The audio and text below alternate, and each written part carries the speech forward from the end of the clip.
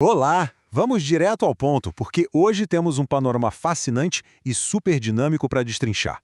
Aqui, a gente faz aquela análise profunda das notícias que realmente impactam a semana. E olha, a jornada de hoje vai longe, viu? A gente vai viajar das negociações de peso entre as maiores superpotências do mundo até chegar nas políticas de trabalho que batem direto na nossa porta e afetam o nosso cotidiano. Para manter tudo bem organizado e fácil de acompanhar, nossa pauta está dividida em 4 partes principais. Primeiro, a cúpula entre Trump e Xi Jinping. Segundo, os recentes vazamentos envolvendo o senador Flávio Bolsonaro. Depois, a reação instantânea do mercado financeiro. E, para fechar, o grande debate sobre a escala de trabalho 6x1. Então, vamos lá. Seção 1. A tão aguardada cúpula entre Donald Trump e Xi Jinping, lá em Pequim. O que realmente chama a atenção nessa história toda é o peso gigantesco dessa agenda. É como olhar para um tabuleiro de xadrez de altíssimo risco. Quando a gente mapeia essas questões contra o atual cenário geopolítico, o atrito fica super evidente. Temos desde as acusações de testes de armas nucleares feitas meio às escondidas, até a delicadíssima questão de Taiwan, onde o fornecimento de armas por parte dos americanos bate de frente com a crescente presença militar da China na região. E claro, tudo isso acontecendo enquanto as duas potências tentam de alguma forma não explodir a trégua na guerra comercial. E no meio disso tudo surge um tema absolutamente crucial: a inteligência artificial. A tensão tecnológica simplesmente atingiu um outro patamar. Os Estados Unidos estão acusando a China de tentar roubar dados ultrassensíveis de IA numa escala massiva, tentando burlar os mecanismos de segurança. O resultado, um impasse gigantesco sobre a liberação ou não de chips avançados para os chineses. Definitivamente, hoje em dia, quem controla a tecnologia de ponta dita as regras da segurança nacional. Desse embate global, a gente pousa no Brasil. Seção 2, os vazamentos de Flávio Bolsonaro e o choque na nossa política. Bom, para entender como a política, a justiça e o mercado financeiro estão se embolando por aqui, precisamos montar essa linha do tempo revelada pelo The Intercept Brasil. A história volta para o final de 2025. Mais especificamente em setembro, com o senador Flávio Bolsonaro negociando o financiamento de Dark Horse, um filme biográfico sobre Jair Bolsonaro.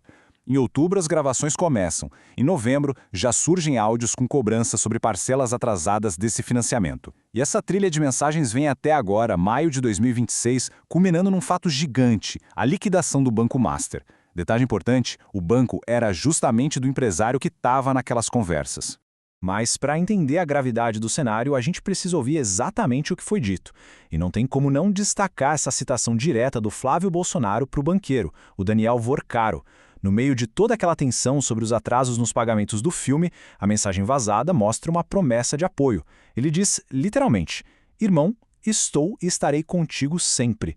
Não tem meia conversa entre a gente." Agora a defesa não perdeu tempo, né? Em resposta imediata, o foco principal do senador foi reforçar que toda essa captação de dinheiro buscava estritamente patrocínio privado para um projeto de filme que também é privado. Ou seja, a alegação é de que não há nenhum recurso público envolvido.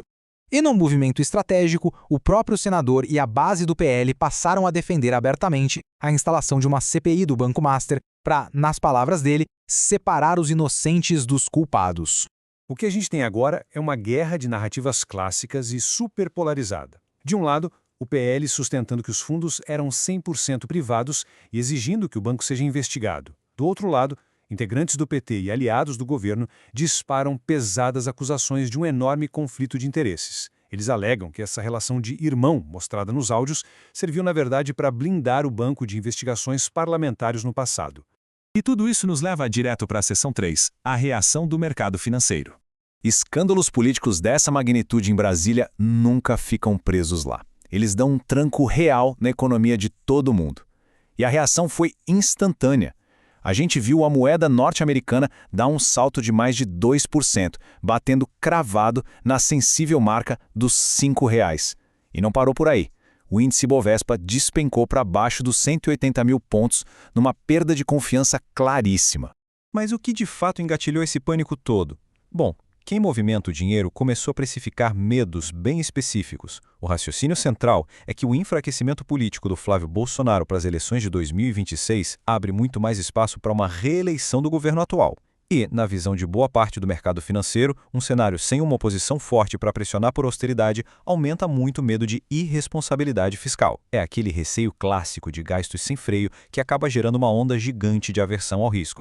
Por fim, vamos descer a lupa para a seção 4, o importante debate sobre a escala de trabalho 6x1.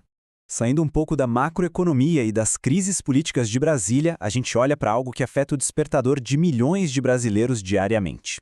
Lá em São Paulo, no Palácio do Trabalhador, está rolando uma audiência pública organizada pela Câmara dos Deputados. O próprio ministro do Trabalho, Luiz Marinho, está participando para debater a PEC 221 de 2019.